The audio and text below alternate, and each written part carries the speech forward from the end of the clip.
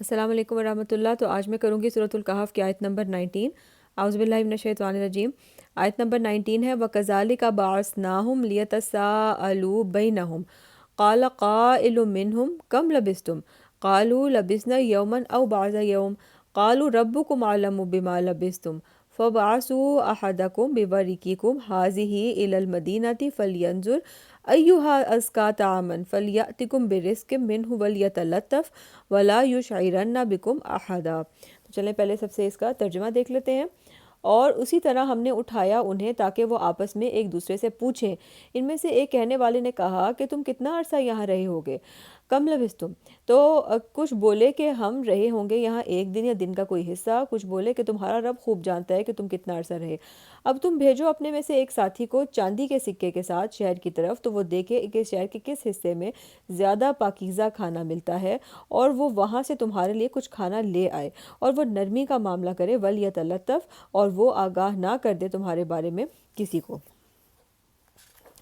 تو الفاظ معنی ذرا دیکھ لیتے ہیں۔ تو اب کیا ہوا کہ وَكَذَلِكَ کا مطلب ہے اور اسی طرح۔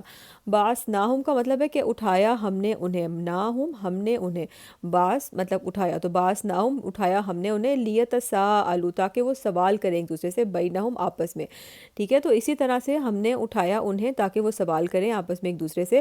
قالا کہا، قائل نے کہنے والے نے، منہم ان میں سے، تو قالا قائل منہم کہا ایک کہنے والے نے ان میں سے، کم لبثتم کتنا عرصہ تم ٹھہرے ہو یہاں؟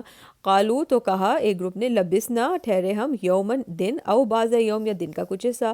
تو کہا جو بھی کوئی تھا کہنے والا آگے جواب میں کہ رہے ہوں گے ہم یہاں پہ ایک دن یا دن کا کچھ حصہ، نہیں وہ جانتے تھے کہ 300 سے زیادہ سال وہ سو چکے ہیں۔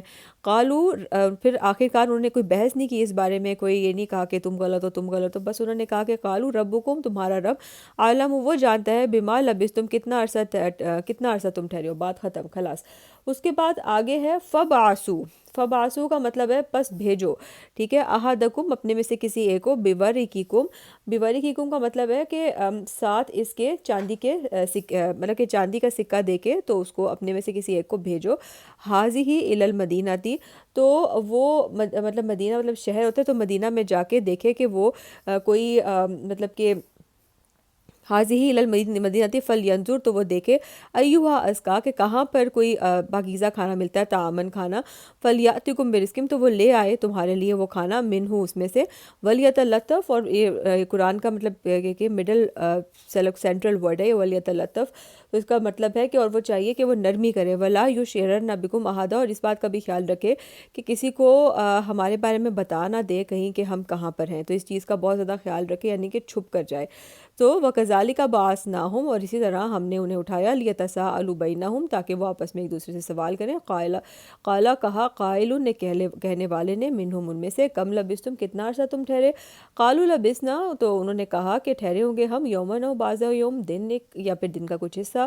قالوا ربکم اعلم بما لبثتم، تو کہا کہ اللہ تعالیٰ تمہارا رب جانتا ہے کہ تم کتنا عرصہ، اس کو علم ہے کہ تم کتنا عرصہ رہے ہو۔ فبعثوا، تو بھیجو اپنے میں سے، احدکم اپنے میں سے کسی ایک کو، بورقیکم چاندی کا سکہ دے کے، حاضی الی المدینہ، وہ مطلب شہر میں جائے، فلینظر، اور دیکھے، ایہا ازکا کہ کہاں پر پاکیزہ طعامن کھانا ملتا ہے، فلیاتکم، تو وہ لے لے، برزق منہ اس رزق میں سے، ولیتلطف، اور وہ نرمی اختیار کرے، ولا یشعرن بکم احدا، اور کسی کو بھی تمہارے ویئر اباؤٹس کے بارے میں نہ پتہ چلے۔ تو یہ تھی آیت نمبر 19۔ جو کوئی بھی میرے ساتھ یاد کر رہا ہے اس آیت کو ضرور یاد کر لیں۔